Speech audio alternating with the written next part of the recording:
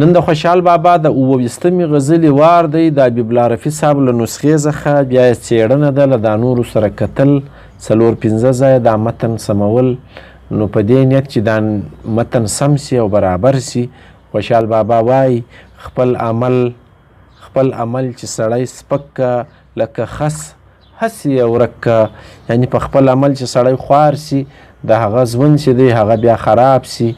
خس دا کشنې خاشې چې موږ ورته وایو د دغه حیثیت چې دی بس دا ورک سي.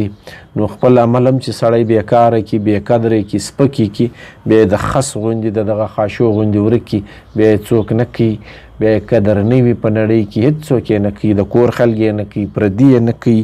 نو دا غزل چې دا یاد لرئ چې زما کومه کلمې نسخه ده په هغه کې ځکه نشته چې زما د کلمې نسخې ترتیب بیا چې دی له الف څخه بیا تر ر پورې ډېر چپ راغلی دی. بیا له ر پس نو ټولې غزلې لري. دغه د الف هم ځینې غزلې چې دی بیا نه لري. ب او ت او جیم او ه دا ګسرسته نه پکې تر داله پورې. نو دا یاد لرئ چې ما په کلمې نسخه کې خو نسته. په ملغلرې کې هم دا شعر دغه رنګه دی. د ارمغان شعر هم دغسې دی. د مشواڼي صاحب په نسخه کې، د هاشمي صاحب په نسخه کې دا ټول چاپ سوي دیوانونو کې د خوشحال دا شعر یو بدلون نه لري، یو رنګ راغلی دی. بد عمل لیونی سپی دی چې حملې په خپل کنډک کا. یعنی بد عمل داسې دی چې لیونی سپی داسې وي چې پر خپل کنډک پر خپله رمه باندې برید کوي. سپی چې په رمه پسې نو رمه له لوانو ګوري، له لیوانو یې ګوري. او کله چې سپی لیونی سي بیا دغه رمه چې ده په خپله خوري، دغه کنډک نه پرېږدي. نو خوشحال بابا وایي سړي چې خپل عمل خراب سي بیا داسې دی لکه لیونی سپی خپله رمه به خوري. دا شعر چې دی دا هم په ټولو نسخو کې یو رنګه دی، هیڅ بدلون نه لري. مګر نه ګوري وزان ته چې احول پیغور د پک. څنګه خبر دی؟ مګر نه ګوري وزان ته چې احول پیغور د پک. احول چپک زموږ خلک، یوه سترګه غټه یوه کوچنۍ، یعنی دا په پک ملنډې وي، په خپله هم چپک وي زموږ خلک چې وایي. یعنی چپک سړی به په پک څه ملنډې وي، پک سړی وشتان یې نه وي. نو دی وایي مګر نه ګوري وزان ته. خوشحال بابا خپل ځان یې هېر دی چې اول پیغور د پک. یعنی چپک سړی په پک باندې ملنډې وي. ښه، نو دی وایي خپل ځان ته د وګوري چې په خپله یې سترګې پر کومه خوا دي، نو بیا به دته درک ولګېږي. اوس نو دا شعر چې دی په ملغلرې کې مګر نه ګوري وزان ته پر ځای مګر نه ګورې مخاطبې په شکل کې ملغلرې راوړی دی. نور ټولو د ګوري په شکل کې راوړی دی. یو دا دغه رنګ چې دی د ملغلرې دا لږ بدلون لري. او احول چې دی دا بیا په مشواڼي صاحب نسخه کې احوال راغلی دی. واورئ د حال جمع احوال، یعنی داسې لیکل سوی دی چې احوال پیغور د پکه. نو د دغه شعر معنا بیا څوک اخلي څوک به په پوهېږي. دومره لاسوهنې یا دومره بې ترتیبه کار چې د خوشحال بابا د اصل متن، اصل شکل، اصل مفهوم ټول بدل کی. نو دا باید چې بیا په نوي چاپ کې دا د مشواڼي صاحب په زیار چې چاپ سوی دی دا کلیات بیرته له سره دا توری سم کې د احوال نه دی، احول دی. احول چې دی ما در وښو کاږو سترګو والا ته ویل کېږي. بیا وایي زما ژبه نه د اور د ګزارونه د توپک. اوس نو حبیب الله رفیع صاحب توری راوړی دی ټوپک. زما ژبه نه د اور ده، ژې راوړې ده. ګزارونه د ټوپک که ګوزارونه، یعنی ګزار په واو باندې لیکل سوی دی. کې په املا کې لږ نویوالی ښکاري. توپک پر ځای ټوپک راغلی دی. اوس نو زما ژبه چې ده دا راړی او ټوپک چې دی دا رالی. په ملغلرې کې دا شعر 4 نه دی بلکې دا 8 نمبر باندې راغلی دی. دغه حال په ارمغان کې دی، په مشواڼي صاحب کې دی، په هاشمي صاحب کې دی. دا په دغو نسخو کې دا د نمبر له لارې 4 نه بلکې 8 شعر دی. یو خو دا ترتیب کې فرق را روان دی. بل په ارمغان کې ګزارونه ګاپ زی باندې پخوانۍ املا ده، زما په زیم باندې لیکل سوی دی. او د ملغلرې په استه ارمغان چې دی دا ټوپک راوړي، مشواڼي صاحب ټوپک راوړي، هاشمي صاحب ټوپک، پټې رفیع صاحب هم ټوپک راوړي. په ملغلرې کې د حبیبي صاحب په زیار چې چاپ سوی کلیات په دې کې ټوپک نه توپک راغلی دی. اوس نو دلته شک رالویږي چې دا اصل توری د خوشحال بابا کم یو دی. خټک دی راوشي د خوشحال بابا د کورنۍ لهجه څه ده؟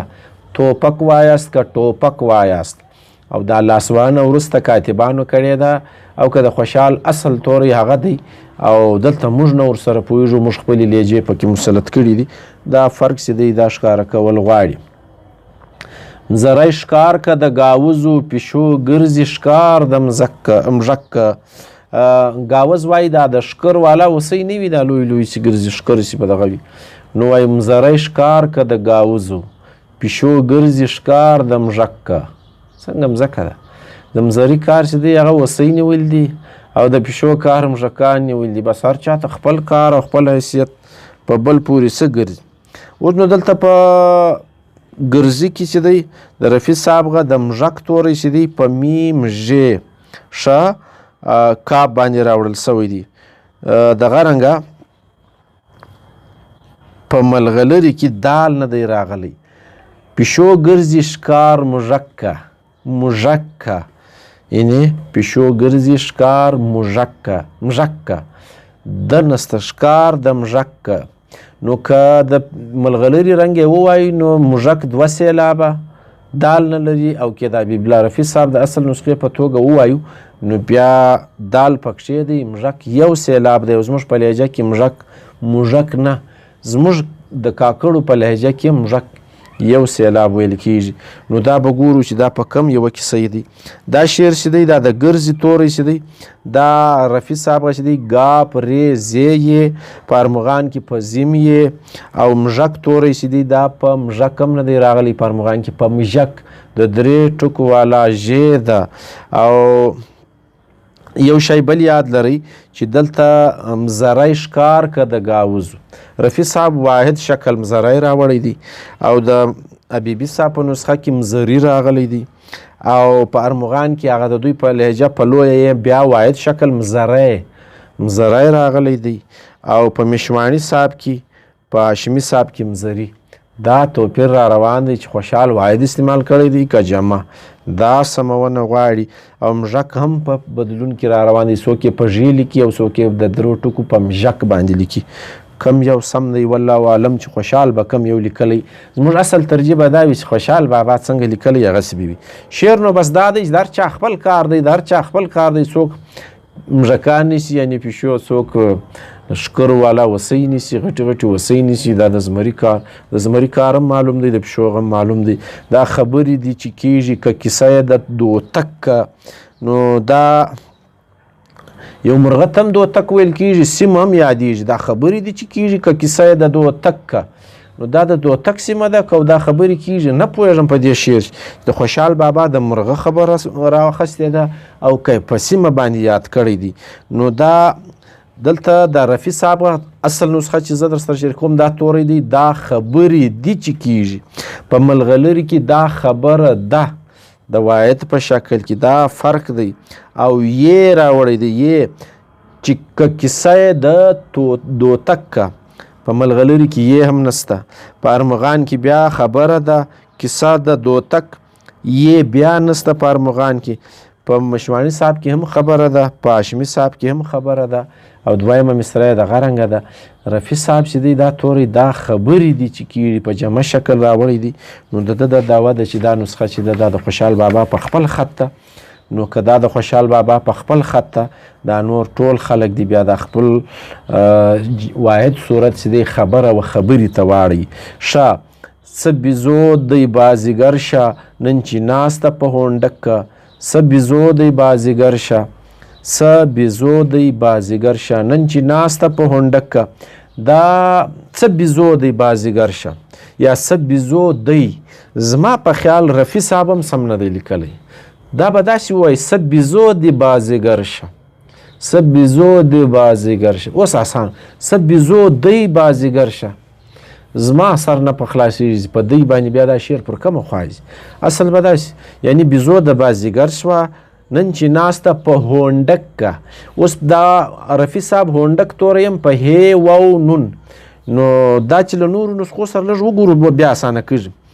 په ملغلرې کې حبیبي صاحب داسې راوړی دی چې بیزو د بازیګر شو نن څه ناسته په انډک نو لاندې ورته لیکلي دي انډی په یوه اړخ باندې داسې ناسته بیزو چې داسې کښېني نو څه چمونه کوي دا په پښتنو کې د تکبر علامه ګڼل کېږي نو وایي چې بیزو چې دا چمونه کوي نو کبر کوي او که څوک د بیزو چمونه کوي د بازیګر هغه هم کبر کوي. دلته چې د رفیع صاحب په اصل نسخه کې دی څه بیزو دی بازیګر شه نو دی نه دی. دلته ما له شک چې دا به د خوشحال بابا خپله نسخه نه وي ځکه چې دونې تېروتنه نه کې راځي. څه بیزو دی بازیګر شه بیا اسانه دی دی نه دی نن چې ناسته په هونډک او دا هونډک توری خوشحال اوس نور خټک دی راوښي چې هونډک وایي څه ته موږ خو انډک ورته وایو انډی او انډک د اسم تصغیر فرق پکې را روان دی بل شی نسته. دا هونډک بیا څه ته وایي نه پوهېږم نو که دا بیا بله معنا ځینې اخي هغه د خټک راوښي د خټکو په لهجه کې بیا دا څنګه دی. غرض دا چې دا په ارمغان کې هم دغه رنګه دی چې د رفیع صاحب رنګه نه دی. بازیګر شو د بازیګر شو اوس نو په هاشمي صاحب کې د بازیګر پر ځای ګسه مازیګر راغلی دی هغه خو نو بیا پوره کار ورکړی دی د شعر رنګ یې ور ختم کړی دی یا چې بیزو د مازیګر شو هغه مازیګر بیزو ده نو بل وخت بیزو ګسرستان نه هغه بیا بیخي بدل کړی دی په نه پوهېږم چې له کومه ځایه اخیستی دی. نو دا شعر کې دونې بدلون را روان دی دا و یو داسې نسخې ته ترجیح غواړي چې هغه ډېره صفا وي د خوشحال بابا د زمانې وي هغه ته نږدې وي لاسوانه نه وي پکې سوی بیا دا شعر سمیږي تر هغو به دغه رنګه له شکه ډک را روان وي.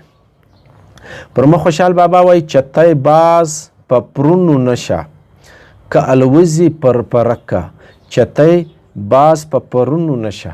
اوس په پرونو چې موږ ووایو دا وزن خرابوي چتی باز په پرونو نشه پر وزر یا چتی چې دی چته را مرغه هغه زموږ خلک چې جوندرک هم ورته وایي کشنی مرغه دی پښتانه یو متل کوي چتر هم ورته ویل کېږي وایي چتر یوه خوله خو ډېره ښه خوله بس کشنی مرغه دی بس په یوه خوله د وخواړي به نو ډېر ښه ده نو ختم سي. نو دغه چتی چې دی خوشحال بابا وایي وزر ښایسته چل د باز نسی کولای که الوزي پر پرک وزر که دی هر څونې ټپوي خو باز نه دی. اوس نو شعر واورئ چتی باز په پرونو نشه په پرونو نشه بیا وزن خراب دی او که الوزي پر پرک چتی باز کېدی نسی دا عام مرغه چې دی داسې به ووایي دا کشنی مرغه چې دی دا باز کېدی نسی دا جلا مرغه دی باز جلا مرغه دی د باز حیثیت چې دی دا زیات دی الوته خو دواړه کوي وزر خو دواړه ټکوي خو د باز حیثیت ښکاره دی. دا د خوشحال بابا شناخت هم دی د باز دپاره یاد یې راست دی. اوس نو چتی باز په پرونو نه شو په ملغریر کې د ش پر ځای شونو او په ارمغان کې چتی په بلویه یې چتی بیا شو توری راغلی دی په مشواڼي کې شو راغلی دی او په هاشمي صاحب کې شو راغلی دی. نور نو دغه رنګه دی چا دا د چتی پس کامه نه ده اچولې چا اچولې ده د چتی پس چې کامه نه وه چې شعر نه واضح کېږي رفیع صاحب راوړې ده ارمغان راوړې ده نو لږ واضح دی سوري ارمغان نه مشواڼي صاحب ارمغان کې ښکاره دی به چتی باز داسې سره ګډ کړي دي چتی جلا شی دی باز جلا شی دی په مابین کې کامه غواړي. هر څوک چې دا کلیات مرتب کوي دا دی واوري چې زما اختیار یې خور کړ خدای دې خوار هغه خټک که ښه زما اختیار چې را ختم کوي هغه اختیار هغه خټک دی خدای خوار کی. اوس نو د کور سړی شي ګردجي ځان شي یو خټک شي ډېر خټک شي نه ښکاره کېږي خو داسې ښکاري چې زما اختیار یې خور کړ خدای دې خوار هغه خټک که داسې ښکاري چې دا د خوشحال بابا یا په جیل کې لیکلې غزل ده یا له جیله پس لیکل سوی غزل ده ځکه چې خټکو څه له ده سره څه کړي یا د کور سړي چې بیرام غوندې سړي چې له ده سره څه کړي هغه موږ ته ښکاره دي نو شاید دا له هغه پس وي نو دی دغه ته وایي دا بیرام خټک بیا ځان ته ویل نو شاید هغه شي شاید د ټولو خټک یو سازش ورسره سوی هغه شي نو نه ښکاره کېږي بس واحد دی که جمع دی خو بهرحال دی وایي زما اختیار چې را خراب کړي زما کار چې را خراب کړي خدای دې خوار هغه خټک که خوشحال ناست په برمول دی ارمانونه د اټک که یعنې په برمول کې ناست دی دلته دا ښکاره کېږي چې له جیله پس دا د سواتنامې زمانه د دورې وتلی دی نو دا ګرځي په برمول کې ګرځي نو ارمانونه د اټک دي. اوس نو دا په ملغلرې کې په برمول شکل هی نسته. رفیع صاحب خو هی کې راوړې ده. په ملغلرې کې زورونه پر اچول سوي دي برمول. په ارمغان کې برمول دی، په مشواڼي کې برمول دی، په هاشمي صاحب کې برمول دی. څنګه ویل کېږي خوشحال ناست په برمول دی، بیا وزن خراب دی په برمول دی، بیا سم دی. دا یاد لرئ.